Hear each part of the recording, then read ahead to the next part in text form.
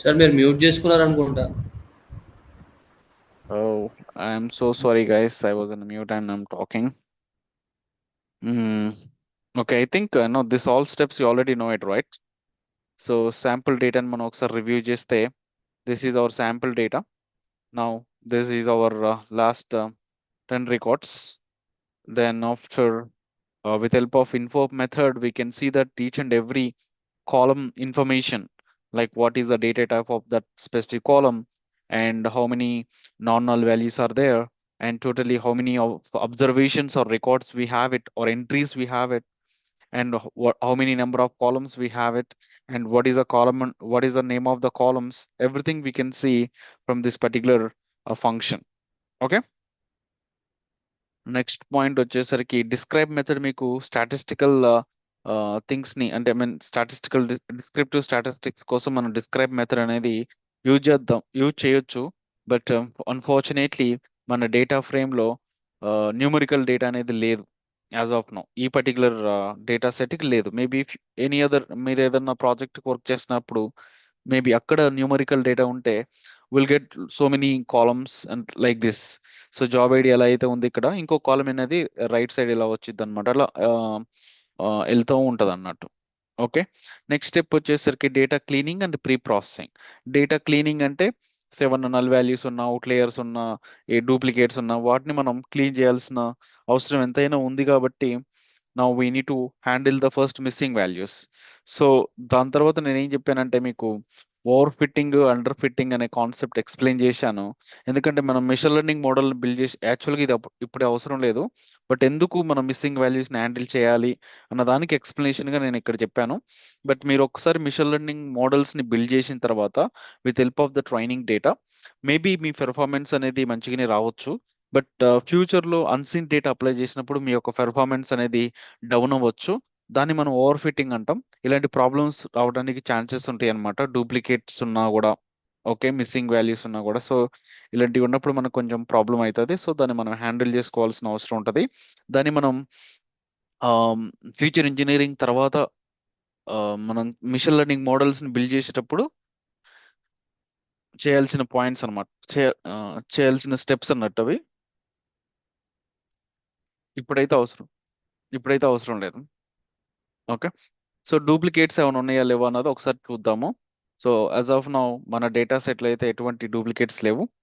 So duplicates ఉన్నప్పుడు డూప్లికేట్స్ని remove చేయటం, ఒకవేళ మిస్సింగ్ డేటా ఉంటే మిస్సింగ్ వాల్యూస్ని రిమూవ్ చేయకుండా ఫిల్ చేయటం, ఎందుకు ఫిల్ చేయాలి ఎందుకు రిమూవ్ చేయకూడదు అన్న దానికి కూడా ఎక్స్ప్లెనేషన్ అయితే ఇచ్చాను. సో మన డేటా సెట్లో యాక్చువల్గా మనకి శాలరీ అనేది వన్ వాల్యూ నుండి ఇంకొక వాల్యూ మధ్యలో ఉంది, రేంజ్లో ఉంది. దాన్ని మనం యావరేజింగ్ చేయడం కోసం ఈ పర్టికులర్ ఫంక్షన్ అనేది మనం యూజ్ చేస్తున్నాం. సో ఈ లాజిక్ని మీరు అర్థం చేసుకోవడానికి ట్రై చేయండి. ఓకే. సో దీంట్లో మనకి ఏం లేదు. So most of the time మనం స్ట్రింగ్ ఫంక్షన్స్ని యూజ్ చేసినాం. ఇవన్నీ స్ట్రింగ్ ఫంక్షన్సే. ఇది వచ్చేసరికి యావరేజ్ అన్నమాట. సో మన రేంజ్ ఆఫ్ ఇలా రేంజ్ ఉంటుంది కదా, దీన్ని మనం ఏం చేస్తున్నామంటే ఓకే స్ప్లిట్ రీప్లేస్ చేస్తున్నాం. ఎక్కడైతే డాలర్ సింబల్స్ ఇలా ఉన్నాయో ఈ డాలర్ సింబల్ రిమూవ్ చేసేస్తున్నాం. అండ్ ఈ ఐఫన్ ఉంది కదా, ఈ ఐఫన్తో మనం స్ప్లిట్ చేస్తున్నాం. అప్పుడు ఏమవుతుందంటే 8,000 అండ్ 1,20,000 ఇలా రెండు ఎలిమెంట్స్ అనేవి ఈ పార్ట్స్లో స్టోర్ అవుతాయి. సో దాన్ని మనం ఏం చేస్తున్నాం అంటే ఫ్లోట్గా ఒక్కొక్క పార్ట్ని ఫ్లోట్గా కన్వర్ట్ చేసి తర్వాత మనం ఏం చేస్తున్నాం అంటే బై టూ చేస్తున్నాం, యావరేజ్ చేసేస్తున్నాం. So that we are getting the average of the starting value of the salary and ending value of the range of the రెండింటి మధ్యలో ఉన్న యావరేజ్ అనేది మనకు వచ్చేసింది అనమాట. ఒకవేళ ఒక్కొక్క సిచ్యువేషన్ ఏంటంటే ఇలా రేంజ్ ఇవ్వకోకుండా సింగిల్ వాల్యూ ఇచ్చినప్పుడు డిఫాల్ట్ గా అది ఫ్లోట్ గా కన్వర్ట్ అవుతానికి మనం ఈ ఫంక్షన్ రాసినాం. ఫ్లోట్ అప్లై చేసేసుకొని డాలర్ సింబల్ ఉంటే దాన్ని రీప్లేస్ చేసేసి ఎంటీ క్యారెక్టర్స్ తో ఆ తర్వాత మనకి ఓకే. సో మనం ఫ్లోట్ ఫంక్షన్ అప్లై చేస్తున్నాం. ఇఫ్ ఇన్ కేస్ మనకి ఈ యావరేజ్ శాలరీలో మనకి ఎటువంటి డేటా ఇవ్వకపోతే నన్ అని రిటర్న్ చేయాలని చెప్తున్నాం. అంటే salary average salary or else salary రేంజ్లో మనకి ఎటువంటి డేటా లేనప్పుడు మనకి ఎర్రర్ వచ్చే ఛాన్స్ ఉంటుంది కాబట్టి రిటర్న్ చేస్తున్నాం అన్నట్టు. ఇది ఆ లాజిక్. ఈ లాజిక్ని మీరు అండర్స్టాండ్ చేసుకోవడానికి ట్రై చేయండి. ఓకే. సో దీని తర్వాత మనం ఏం చేసినామంటే హెడ్ మెథడ్ అప్లై చేసినాం. హెడ్ మెథడ్ అప్లై చేసి ఏం చేసినామంటే అసలు యావరేజ్ అనేది యాడ్ అయిందా లేదన్నది చెక్ చేసినాం. Yes, of course you are working fine. And ఆ తర్వాత మనం ఇంకేం చేసినాం అంటే ఇన్ఫో మెథడ్ యూజ్ చేసుకొని ఏమైనా న్యూ కాలమ్స్ క్రియేట్ అయినాయా లేవా అన్నది చూసినాం. ఎస్, యావరేజ్ శాలరీ అనేది క్రియేట్ అయింది. దాని యొక్క డేటా టైప్ అనేది float 64 అనమాట.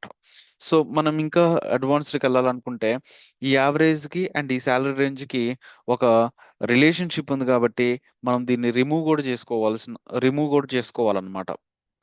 ఇన్ ఫర్దర్ మనకి ఈ పర్టికులర్ ఇలా ఒకదాని మీద ఇంకొకటి డిపెండ్ అవ్వకూడదు. ఇలా అవుతున్నాయి అనుకున్నప్పుడు రెండింటిని యూజ్ చేసుకునే బదులు ఒకటే యూజ్ చేసుకోవాల్సి ఉంటది. Okay. So head method use చేసుకొని మనం ఫస్ట్ 5 రికార్డ్స్ డిస్ప్లే చేసినాం. అట్ ద సేమ్ టైం మన డేటా సెట్ లో డేట్ కూడా ఉంది కదా చూడండి. So job name, industry, job title, తర్వాత లొకేషన్, పోస్టెడ్ డేట్ అనేది ఉంది. బట్ ఆ డేట్ కూడా ఆబ్జెక్ట్ ఫార్మాట్ లో ఉంది. అలా ఉండకూడదు. అలా ఉంటే మనకి ఇష్యూస్ వచ్చే ఛాన్స్ ఉంది కాబట్టి ఏ డేటాని ఆ స్పెసిఫిక్ ఫార్మాట్ లో మనం కన్వర్ట్ చేయాలి. దానికోసం మనం టు డేట్ అనే ఒక మెథడ్ యూజ్ చేసిన pandas లో. టు డేట్ యూజ్ చేసుకుంటే ఏ ఆబ్జెక్ట్ అయినా సరే అది డేట్ గా కన్వర్ట్ అవడానికి ట్రై చేస్తుంది అనమాట. సో కన్వర్ట్ అయిన తర్వాత మళ్ళీ సేమ్ వేరియబుల్ స్టోర్ చేసుకోవడం వల్ల సో ఇది అప్డేట్ అయిపోయింది. అంటే మనం ఆపరేషన్ చేసి అప్డేట్ చేసేసినాం. ఓకే. సో అయిపోయింది. ఇది కూడా కంప్లీట్ అయిపోయిన తర్వాత మనకి డేట్ లో వచ్చేసరికి ఇయర్ ఉంది, మంత్ ఉంది, అండ్ మినిట్స్.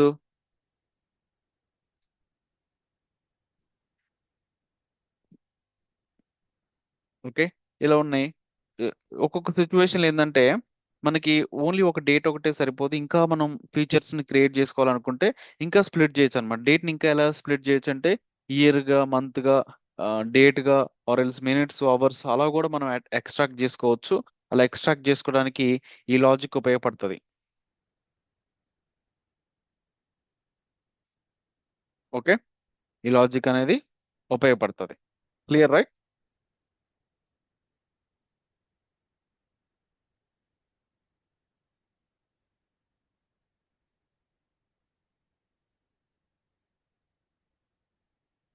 అర్థమైంది కదా? సో నెక్స్ట్ వచ్చేసరికి మనకి హెడ్ గురించి ఎక్స్ప్లెనేషన్ చేయాల్సిన అవసరం లేదు. ఇంకొకటి ఏంటంటే మన యొక్క డేటా సెట్స్ లో మన యొక్క కాలమ్స్ లో ఒక్కొక్కసారి టెక్స్ట్ డేటా ఉంటది. అలా టెక్స్ట్ డేటా ఉన్నప్పుడు హోల్ డేటా అనేది ఒకటే ఫార్మాట్ లో ఉండాలి. ఓకే. సో అందుకని మనం ఏం చేస్తున్నాం అంటే అన్నిటిని లోయర్ గా కన్వర్ట్ చేస్తున్నాం. లోయర్ గా కన్వర్ట్ చేయడానికన్నా ముందు స్టార్టింగ్ లో కానీ ఎండింగ్ లో కానీ ఏమైనా స్పేసెస్ ఉంటే వాటిని రిమూవ్ చేస్తున్నాం. ఈ స్ట్రిప్ ఫంక్షన్ యూజ్ చేసుకొని స్టార్టింగ్ కానీ లెఫ్ట్ కానీ ఏమన్నా స్పేసెస్ ఉంటే వాటిని రిమూవ్ చేసుకోవచ్చు. రిమూవ్ చేసిన తర్వాత ఈ టెక్స్ట్ డేటా ఏదైతే ఈ పర్టికులర్ ఇండస్ట్రీలో కానీ, జాబ్ టైటిల్లో కానీ, స్కిల్స్ లో కానీ ఇక్కడ మనకి టెక్స్ట్ డేటా కనిపిస్తా ఉంది కదా. ఈ టెక్స్ట్ డేటా అనేది లోయర్ కేస్ అంటే అన్ని కూడా స్మాలర్ కేస్ లెటర్స్ లాగా కన్వర్ట్ అవుతాయి అన్నట్టు. సో దానికి ఈ లాజిక్ అనేది యూజ్ అవుతుంది. ఎందుకంటే అలా చేయటం అంటే మనకి ఈజీగా ఉంటుంది అన్నట్టు. డేటా అనేది చూడనీకి కానీ, అండర్స్టాండ్ చేసుకోవడానికి కానీ, మనం ఏదన్నా ఆపరేషన్ చేయాలనుకున్నా సరే కన్ఫ్యూజ్ అవుతుంది. ఎందుకంటే Python is the case sensitive. Upper case letters different ఉంటాయి, స్మాలర్ కేస్ లెటర్స్ డిఫరెంట్ ఉంటాయి కాబట్టి అన్నీ కూడా ఒకటే డేటా టైప్ లో ఒకటే ఫార్మాట్ లో కన్వర్ట్ చేస్తున్నాం. ఓకే. సో ఇక్కడ దాకా మనం చేసినాం. ఇప్పుడు మనం ఏం చేద్దాం అనుకుంటున్నాం అంటే ఎక్స్ప్లోర్ డేటా అనాలిసిస్ ని ఇంప్లిమెంట్ చేయడానికి ట్రై చేద్దాం. ఎక్స్ప్లోరేటరీ డేటా అనాలిసిస్ అంటే ఏంటి చెప్పండి మీరు? ఎక్స్ప్లోర్ ఎక్స్ప్లోరేటరీ డేటా అనాలిసిస్ అంటే we are going to be analysing the data with some visuals. Okay. ఇప్పుడు మనం ఏం చేస్తున్నాం అంటే జస్ట్ న్యూమరికల్ గా మనం ట్రై చేస్తున్నాం. అసలు ఏంది ఈ టోటల్ ఐటీ జాబ్స్ ఎన్ని ఉన్నాయి, total number of IT jobs ఎన్ని ఉన్నాయంటే ఈ యొక్క టోటల్ ఐటీ జాబ్ పోస్టింగ్ మొత్తం ఎన్ని పోస్టులు చేశారు, ఎన్ని పోస్టులు మనం కలెక్ట్ చేసుకున్నాం అంటే total length of that particular data frame వచ్చేసరికి 2000 ఎంట్రీస్ ఉన్నాయి అన్నమాట. ఈ 2000 జాబ్ పోస్టింగ్స్ లో 7 ఇండస్ట్రీస్ అనేవి యునిక్ గా ఉన్నాయి. Okay. And number of unique elements in job titles, only 8 job titles మాత్రమే మనం ఎక్స్ట్రాక్ట్ చేసినాం ఫ్రమ్ ది 7 ఇండస్ట్రీస్ లో. ఈ 7 ఇండస్ట్రీస్ కూడా ఓన్లీ 8 జాబ్స్ టైటిల్స్ నే పోస్ట్ చేస్తున్నాయి. అంటే మనం చాలా లిమిటెడ్ డేటా తీసుకున్నాం. అవునా కదా? ఇండస్ట్రీలో ఎన్ని కంపెనీస్ ఉన్నాయి? కొన్ని ఇండియాలోనే అప్రాక్సిమేట్లీ కొన్ని వేల కంపెనీస్ ఉన్నాయి. మనం అన్ని కంపెనీస్ లో మనం తీసుకున్న ఓన్లీ 7 ఇండస్ట్రీస్నే కదా. అవునా కదా? చెప్పండి అన్న. Are you following or not first of all? Company Yes. Name. Yes. Industries వేరు, కంపెనీ నేమ్స్ వేరు నాన్న. ఇండస్ట్రీస్ అంటే డొమైన్ అన్నట్టు. ఏ డొమైన్? అది హెల్త్ కేర్ డొమైనా, టెక్నాలజీ డొమైనా, లేకపోతే ఫినాన్స్ డొమైనా? ఇవి డొమైన్స్. ఓన్లీ 7 డొమైన్స్ మాత్రమే కన్సిడరేషన్ చేసుకున్నాం. డిఫరెంట్ డొమైన్స్ ఉన్నాయి. Health care domain, finance domain, banking domain, and marketing domain, finance domain, and you know technology domain, and health care domain. ఇట్లా మనకి చాలా డొమైన్స్ ఉన్నాయి. ఈ అన్ని డొమైన్స్ లో కల్లా మనం ఓన్లీ 7 డొమైన్స్ మాత్రమే మనం టార్గెట్ చేసినాం అన్నట్టు. ఓన్లీ ఇక్కడ నుండి 7 ఇండస్ట్రీస్ మాత్రమే మనం పోస్టింగ్స్ తీసుకుంటున్నాం ఈ పర్టికులర్ ఎగ్జాంపుల్ కి. But when you're working in real time, then we need to go through the all the industries అన్నమాట. ఈ 7 ఇండస్ట్రీస్ కదా. సో టోటల్ గా ఎన్ని యూనిక్ లొకేషన్స్ ఉన్నాయి అంటే డిఫరెంట్ లొకేషన్స్. ఏ ఒక్క లొకేషన్ కూడా మ్యాచ్ అవ్వట్లేదు. ఓకే. అండ్ టాప్ 10 కంపెనీస్ ని మనం హైర్ చేసుకునే కంపెనీస్ చూస్తున్నాం. ఇది జాన్సన్ ఎల్ఎల్సి అని చెప్పేసి 4, అండ్ విలియమ్స్ ఎల్ఎల్సి. ఇవన్నీ కంపెనీ నేమ్స్. ఇవన్నీ టాప్ 10 కంపెనీ నేమ్స్ అన్నమాట. ఓకే. మనం ఏం డిస్ప్లే చేస్తున్నాం అంటే value count of head of 10. అంటే ఈచ్ అండ్ ఎవ్రీ కంపెనీ ఎన్నిసార్లు రిపీట్ అయింది. మ్యూట్ చేసుకున్నానా? ఈ కంపెనీ జాన్సన్ ఎల్ఎల్సి అనేది, please mute. Yeah.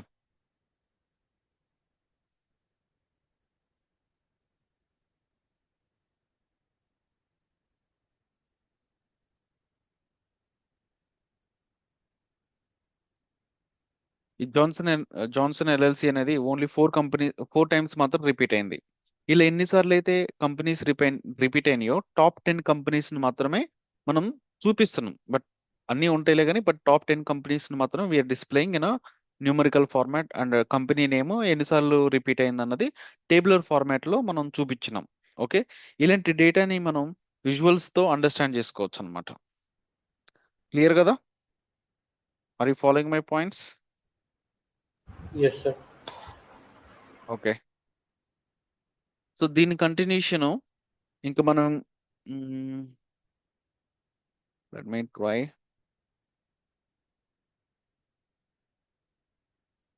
One second.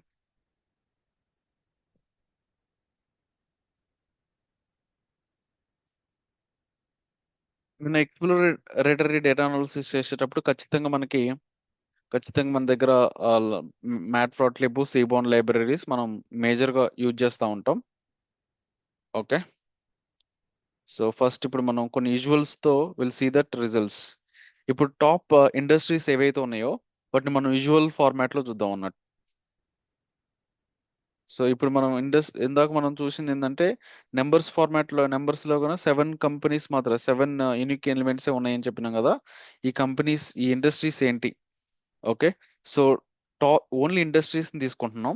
ఒక్కొక్క ఇండస్ట్రీ ఎన్నిసార్లు రిపీట్ అయింది, and that only top 10 records ని మాత్రమే, టాప్ 10 ఇండస్ట్రీస్ ని టాప్ 10 రికార్డ్స్ ని మాత్రమే తీసుకుంటున్నాం మనం. అర్థమైందా? ఓకే. ఒకవేళ ఇండస్ట్రీస్ వచ్చేసరికి ఒక 100 ఉన్నా సరే, we are taking only top 10 only.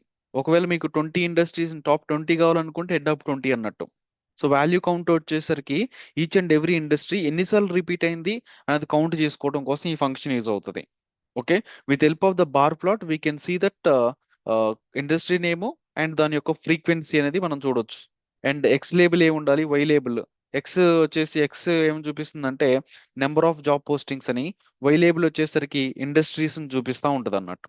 Okay. ఒకసారి ఇప్పుడు మనం ప్రింట్ చేసాం అనుకోండి, ఇక్కడ చూడండి ఆటోమేటివ్ ఇండస్ట్రీ అనేది ఎక్కువ ఉందన్నట్టు. Education domain, retail domain, and which is approximately same. And e commerce కొంచెం తక్కువ ఉంది.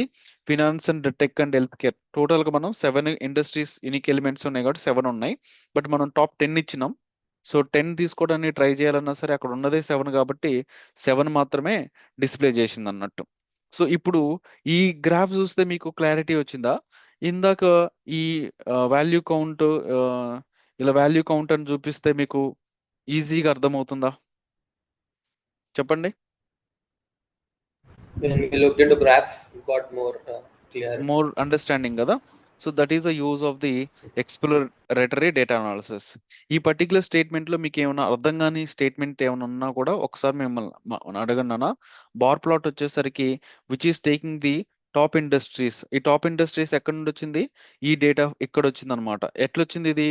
ఇండస్ట్రీస్ నుండి వాల్యూ కౌంట్ తీసుకొని అండ్ ఓన్లీ హెడ్ అప్లై చేస్తున్నాం. హెడ్ ఆఫ్ 10 అంటే టాప్ 10 తీసుకుంటున్నాం. ఈ ఎంటైర్ డేటాని మనం టాప్ ఇండస్ట్రీస్ అని ఒక వేరియబుల్లో స్టోర్ చేసుకున్నాం. ఇందులో నుండి వాల్యూస్ మాత్రమే తీసుకుంటున్నాం, ఇండస్ట్రీస్ నేమ్స్ కాకుండా, యాజ్ ఏ ఎక్స్గా. వైగా ఏం తీసుకుంటాం? వై వచ్చేసరికి ఇండెక్స్ అన్నమాట. ఇందాక ఇక్కడ చూశారు కదా, ఈ కంపెనీ నేమ్స్ అనేవి ఇండెక్స్ లాగా ఎలా అయితే ఈ కంపెనీ నేమ్స్ ఇండెక్స్ లాగా ఈ వాల్యూ కౌంట్ అనేది డేటా లాగా ఉంటుంది. అదే ఇక్కడ అప్లై చేసిన అన్నట్టు. యాక్చువల్గా మన ఇండస్ట్రీస్ చూస్తున్నాం కాబట్టి ఇక్కడ industry name and value count అనేది డేటా లాగా వచ్చింది కాబట్టి, వాల్యూ లాగా వచ్చింది కాబట్టి ఇక్కడ టాప్ ఇండస్ట్రీస్ డాట్ ఇండెక్స్ అని వై లేబుల్గా తీసుకున్నాం, వై వాల్యూగా తీసుకున్నాం. టాప్ ఇండస్ట్రీస్ అంటే ఇది, అందులో ఉన్న వాల్యూస్ అనేవి ఎక్స్ డేటాగా కన్సిడరేషన్ చేసుకొని ఈ టైటిల్ నేమ్స్, ఈ టైటిల్ ఏమి ఇవ్వాలి, మనం ఏ టైటిల్ అయితే డిస్ప్లే చేయాలనుకుంటున్నామో ఆ టైటిల్ ఇస్తే సరిపోద్ది. అండ్ ఎక్స్ లేబుల్లో ఎక్స్ దానికి ఎక్స్ లేబుల్కి మనం ఏ నేమ్ ఇవ్వాలనుకుంటున్నామో ఆ నేమ్ని మనం ఎక్స్ లేబుల్కి ఇవ్వాలి. వై కాలమ్కి ఆర్ వై డైరెక్షన్కి మనం ఏదైతే నేమ్ ఇవ్వాలనుకుంటున్నామో ఆ నేమ్ని మనం ఇక్కడ డిస్ప్లే చేసేసి షో అనే మెథడ్ అప్లై చేస్తే మనకి ఒక గ్రాఫ్ అనేది డిస్ప్లే అవుతుంది.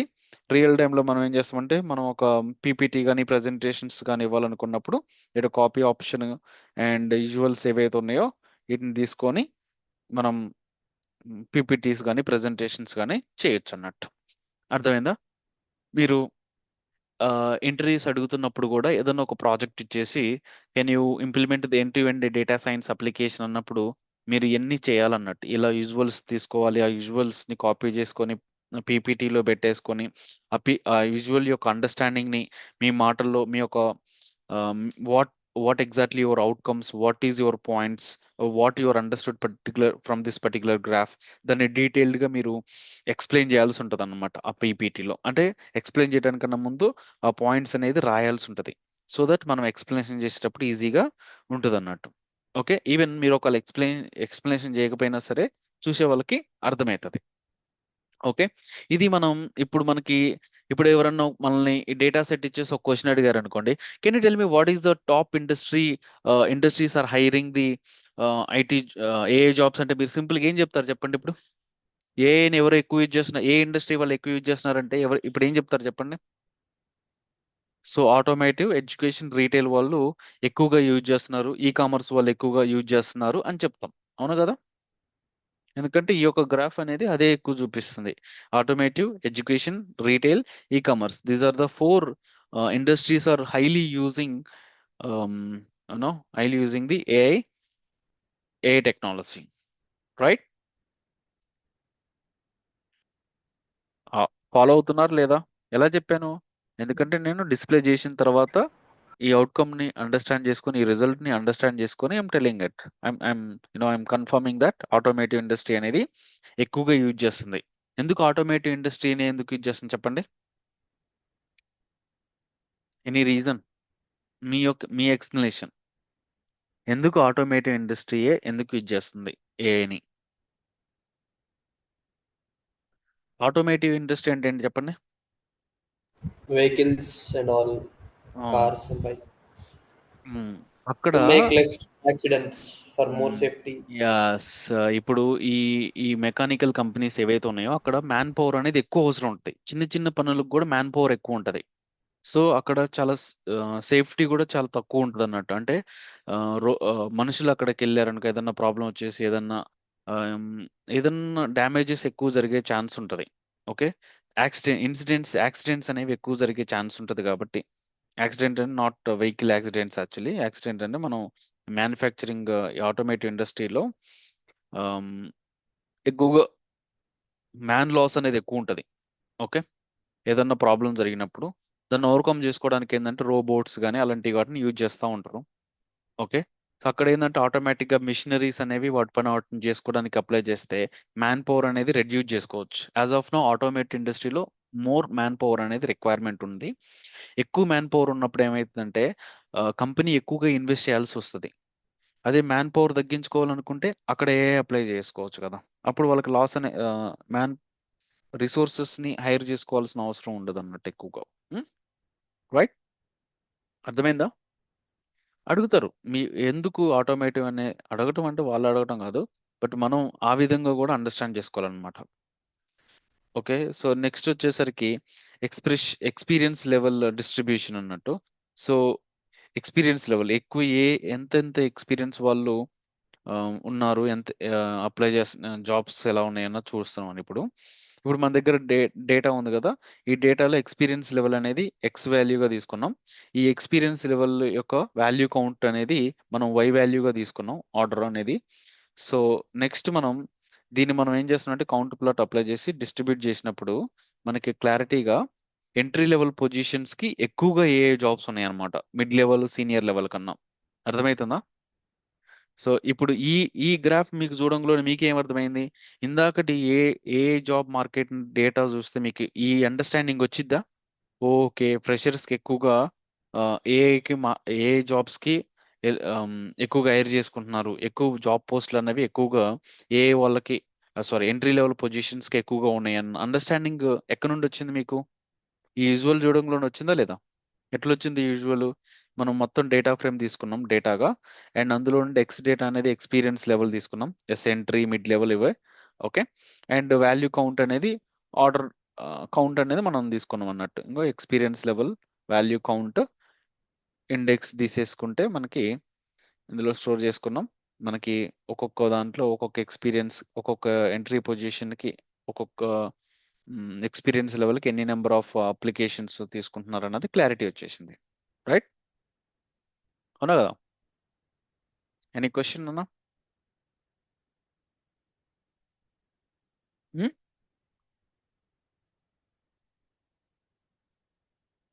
నెక్స్ట్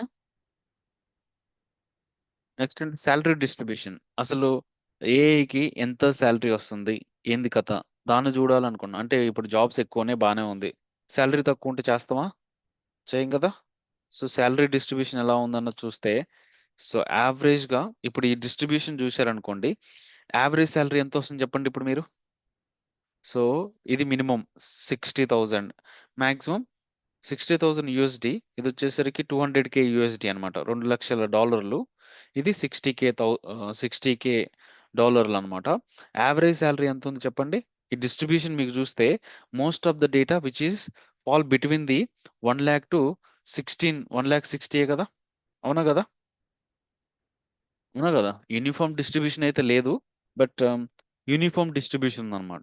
సారీ, నార్మల్ డిస్ట్రిబ్యూషన్ లేదు, కొంచెం యూనిఫామ్ డిస్ట్రిబ్యూషన్ అనేది కనిపిస్తుంది. ఒక మోస్ట్లీ ఈ శాలరీ రేంజ్ వచ్చేసరికి 80,000 నుండి అండ్ 1,60,000 మధ్యలో ఉంటుంది అనమాట ఎక్కువగా శాలరీస్.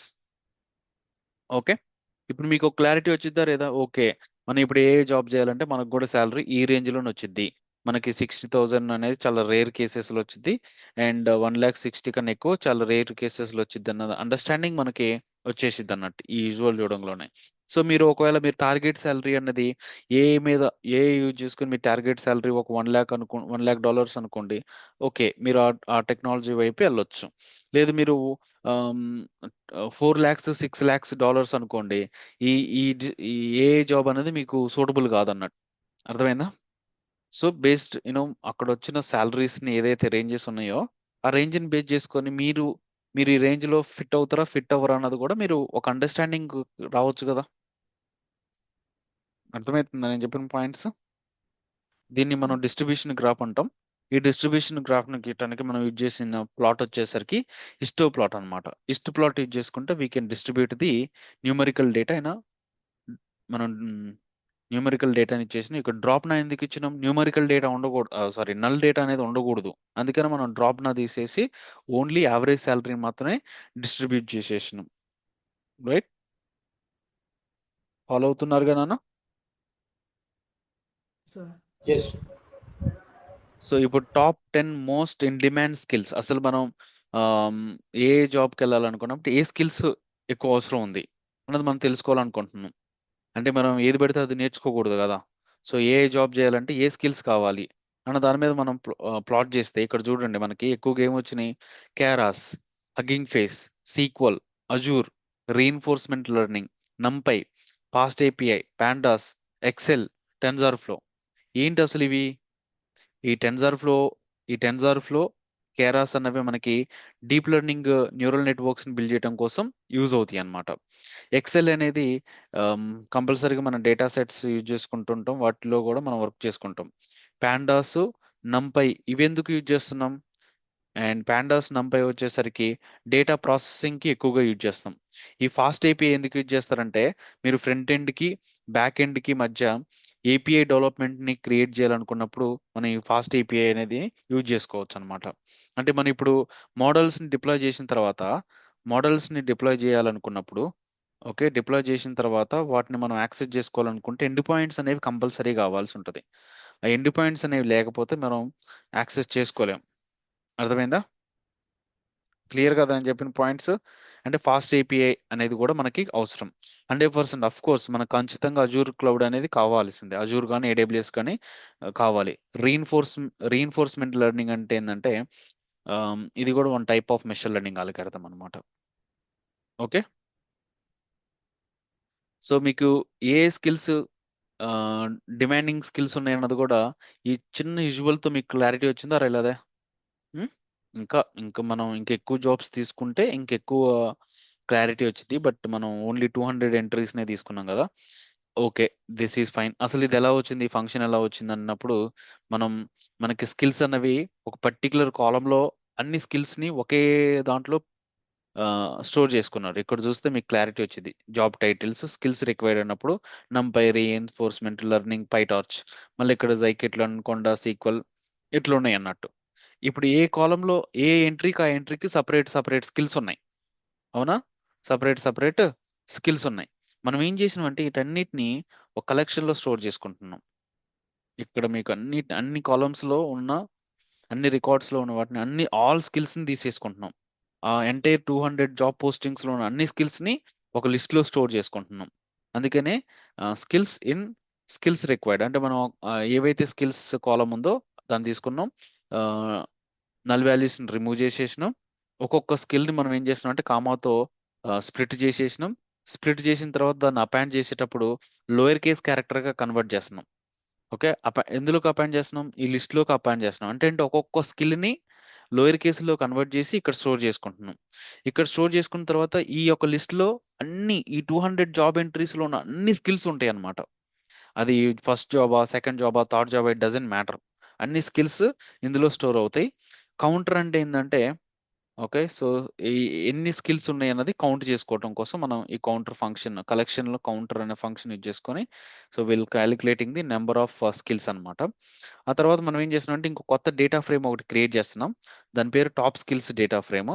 ఈ టాప్ స్కిల్స్లో మనం ఏం చేస్తున్నాం అంటే స్కిల్ కౌంట్ అనేది మోస్ట్ కామన్ 10, ఓన్లీ 10 కామన్ స్కిల్స్ని మాత్రం తీసుకుంటున్నాం. అండ్ కాలం 1 వచ్చేసరికి స్కిల్, కాలం 2 వచ్చేసరికి కౌంట్. అంటే ఇక్కడ స్కిల్ నేమ్, కౌంట్ నేమ్ అనేవి ఈ యొక్క స్కిల్ కౌంట్లో ఉంటుంది అనమాట. ఈ కౌంటర్ ఫంక్షన్ ఏం చేసింది అంటే స్కిల్ నేమ్ ఎన్నిసార్లు రిపీట్ అయింది, స్కిల్ నేమ్ ఎన్నిసార్లు రిపీట్ అయింది, అలా మనకి కౌంటర్ ఫంక్షన్ అనేది యూజ్ అవుతుంది. ఇక్కడ మనం మోస్ట్ కామన్ 10 అంటున్నాం కాబట్టి టాప్ 10 మాత్రమే తీసుకుంటున్నాం. ఈ టాప్ 10 స్కిల్స్ని మాత్రమే మనం డిస్ప్లే చేస్తున్నాం ఇక్కడ. అర్థమైందా? ఒకవేళ మీకు టాప్ 20 స్కిల్స్ కావాలనుకుంటే ఇక్కడ మోస్ట్ కామన్ 20 ఇచ్చేస్తే కం సరిపోద్ది అన్నట్టు. ఈ విధంగా మనకి ఈ విజువల్ చూడంలోనే మనకి ఏమర్థమైంది? ఐటీ ఏ జాబ్ కావాలంటే ఈ స్కిల్స్ ఎక్కువగా నేర్చుకోవాలి అన్న క్లారిటీ వచ్చిందా లేదా? Yes. Yes, sir. Okay, any questions? No.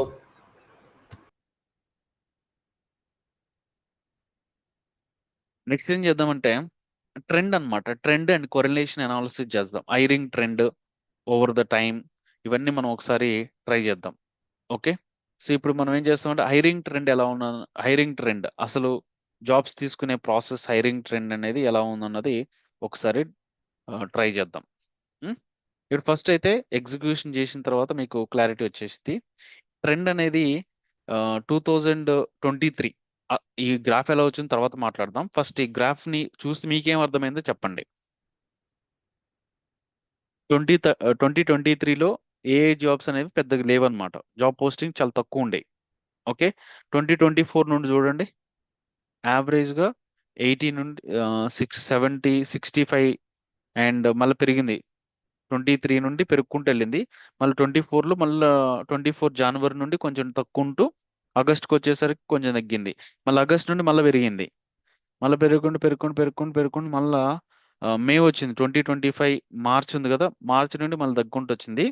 మళ్ళీ ఆగస్టులో మళ్ళీ పెరుగుతుంది. అంటే జాబ్స్ అన్నవి ఎక్కువగా ఎక్కువగా ఇప్పుడు మళ్ళీ 2025 10 ఇది. ఓకే, సరే, వాట్ ఎవర్ ఇట్ ఈస్. ఇక్కడ చూడండి, ఎక్కువ జాబ్స్ అన్నవి August, September, October, November, December, జనవరి, ఫిబ్రవరి, మార్చి ఈ టైంలో జాబ్స్ అనేవి ఎక్కువగా పోస్ట్ చేస్తున్నారు. రిమైనింగ్ మంత్స్లో కొంచెం తక్కువగా ఉన్నాయి అని అండర్స్టాండింగ్ వచ్చిందా లేదా? హైరింగ్ ట్రెండ్ అనేది మీకు క్లారిటీ వచ్చిందా? హైరింగ్ ట్రెండ్ ఈ ట్రెండ్ ఏం చెప్తుంది అన్నది మీకు క్లారిటీ వచ్చిందా లేదా? ఏ మంత్ లో ఎన్ని జాబ్స్ పోస్ట్ చేస్తున్నారు, ఏ మంత్ లో ఎక్కువగా జాబ్స్ పోస్ట్ చేస్తున్నారు, అంటే ఎక్కువ జాబ్స్ ఏ మంత్ లో ఉన్నాయి. సో మనం ఆ మంత్ లో ఎక్కువగా టార్గెట్ చేసినాం అనుకోండి, తొందరగా జాబ్ వచ్చింది. అంతేగాని మనం జాబ్ పోస్ట్ చేసే month, for example April, May, June. June లో తక్కువ జాబ్ పోస్ట్ చేస్తున్నారు. ఓకే, అప్పుడు మనం ఎక్కువ జాబ్స్ అప్లై చేసినాం అనుకోండి, ఏమైనా యూజ్ ఉంటుందా? అంటే మనం అక్కడ అప్పుడు జాబ్స్ అప్లై చేస్తుంటే ఏమన్నా జాబ్ వచ్చే ఛాన్స్ ఉంటుందా? కొంచెం తక్కువ ఛాన్స్ ఉంటుంది. ఎక్కువ జాబ్స్ పడుతుంటే మనం ఎక్కువ జాబ్స్ అప్లై చేస్తుంటే తొందరగా జాబ్ వచ్చే ఛాన్స్ ఉంటుంది. ఓకే, క్లియర్ కదా? హైరింగ్ ట్రెండ్ అర్థమైంది కదా? ఈ ఈ ఈ యొక్క గ్రాఫ్ ఏం చెప్తున్నా అన్నది. ఇది ఎలా వచ్చిందో చూడండి. ఇది రావాలంటే మనం ఏం చేసినాం? ఇయర్ని మంత్నే కదా మనం తీసుకుంది, అవునా కదా? మనం డేట్ డేట్ లో నుండి ఇయర్ని మంత్ని ఎక్స్ట్రాక్ట్ చేసినాం కదా, దాన్ని తీసుకొని గ్రూప్ బై చేసినాం. ఈ గ్రూప్ బై అనేది మనం రేపు సీక్వెల్ చేసేటప్పుడు మీకు క్లారిటీ వచ్చింది. I can explain you.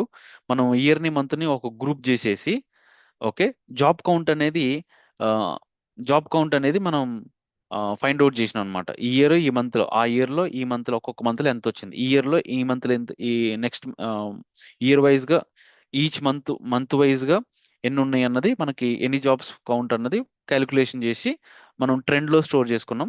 ఈ ట్రెండ్ లో డేట్ వచ్చేసరికి ఇయర్ మంత్ ని డేట్ గా కన్వర్ట్ చేసినాం. అది డే 1 గా consideration, assigning the day 1 as. Okay, so ఇప్పుడు మనం ఏం చేసినాం అంటే దీన్ని మనం ప్లాట్ చేసినాం. జస్ట్ ట్రెండ్ ని ఫైండ్ అవుట్ చేసినాం. ట్రెండ్ అంటే ఏం లేదు, ఇయర్ ని మంత్ ని గ్రూప్ చేసేసి ఈ ఈచ్ మంత్ లో ఎన్ని జాబ్స్ అప్లై చేస్తున్నారు అన్నది ఫైండ్ అవుట్ చేసినాం. ఫైండ్ అవుట్ చేసేసి దాన్ని మనం డిస్ప్లే చేయడానికి ట్రై చేసినాం. Okay, number of positions an each month. Month, year, month, year, year month అనేది ఎక్స్ డేటాగా తీసుకున్నాం. ఓకే, ఇక్కడ చూస్తే మీకు క్లారిటీ వచ్చేసింది. ఓకే, ఎక్స్ డేటాకి ఏం తీసుకున్నాం? Year, month.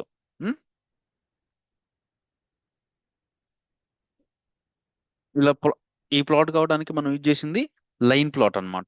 ఈ లైన్ ప్లాట్ మనం ఇచ్చేసి ఎక్స్ డేట్ గా డేట్ తీసుకున్నాం, వై డేట్ గా జాబ్ కౌంట్ తీసుకున్నాం. ఓకే, ఎందుకు జాబ్ కౌంట్? ఇక్కడ మనం జాబ్ కౌంట్ అనే కదా నేమ్ ఇచ్చింది. Okay, I hope I hope you got my point, right? Hiring trend ఎక్కువ ఏ మంత్ లో ఉంది చెప్పండి ఇప్పుడు?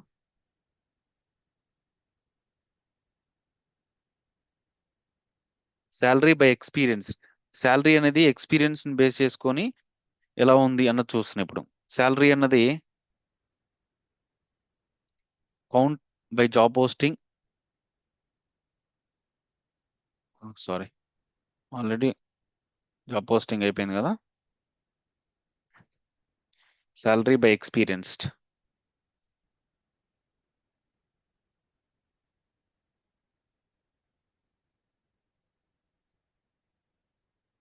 ఓకే, శాలరీ అనేది ఎక్స్పీరియన్స్ పెరుగుతున్నా కొద్ది శాలరీ అనేది 100% ఇంక్రీజ్ అవ్వకుంటూనే ఉంటుంది. ఇప్పుడు చూడండి, మిడ్ లెవెల్ శాలరీ అనుకోండి.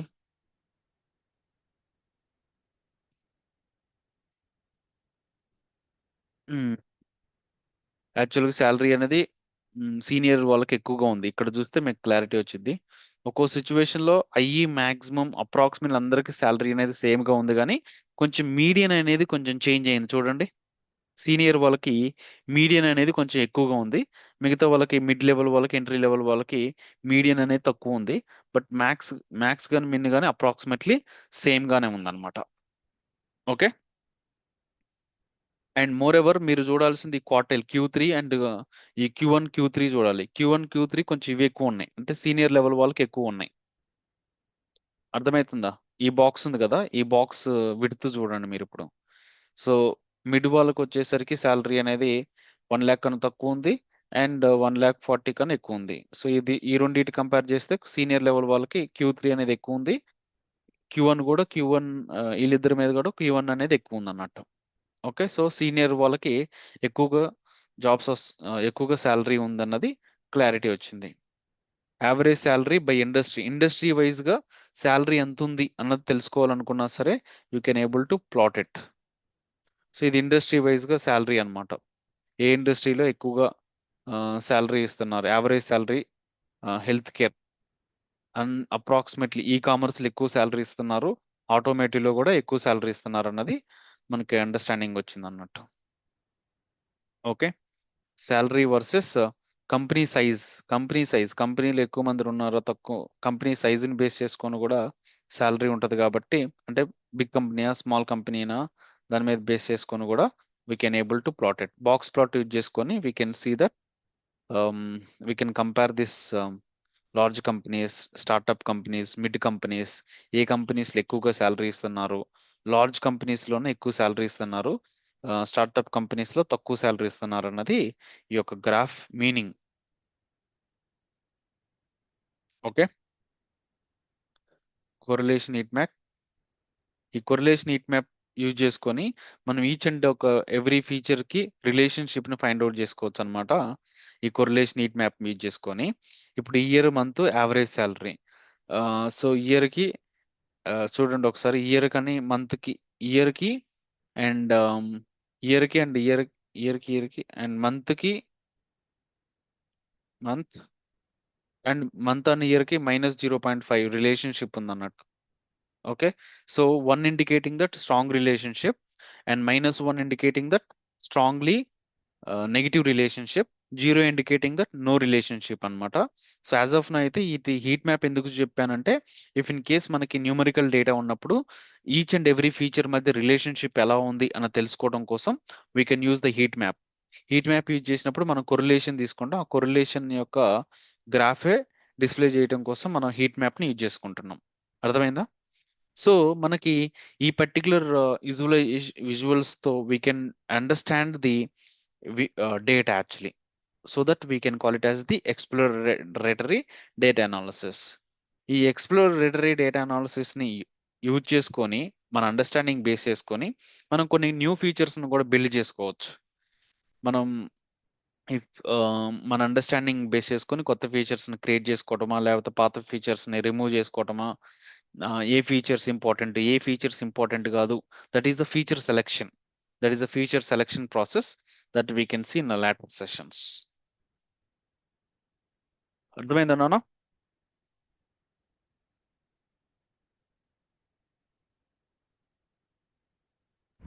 Yes. ఓకే, సో ఇవన్నీ ఒకసారి ఎగ్జిక్యూషన్ చేయడానికి ట్రై చేయండి. మనం ప్రాజెక్ట్స్ చేస్తూ ఉంటే ఇవన్నీ మనకి ఈ ఫంక్షన్స్ ఏంటి, ఈ మెథడ్స్ మనం రెగ్యులర్గా యూజ్ చేస్తూనే ఉంటాం. Don't worry about it. But మన టార్గెట్ దీని మీద కాదు, బట్ మీకు ఇలాంటి కాన్సెప్ట్స్ ఉన్నాయని తెలియాలి కాబట్టి మీకు చెప్తున్నాను. మన ఎయిమ్ వచ్చేసి ఎజెంటిక్ ఏఐ, జనరేటివ్ ఏఐ మీద. సో మీరు అది machine learning, deep learning, statistics, ఈ నేమ్స్, ఈ టెర్మినాలజీస్ కొంచెం తెలిసి ఉండాలి కాబట్టి ఐఎమ్ ఎక్స్ప్లెయినింగ్ ఇట్. ఓకే నాన్న, thank you for your time. Bye. ఏమైనా డౌట్స్ ఉంటే అడగొచ్చు.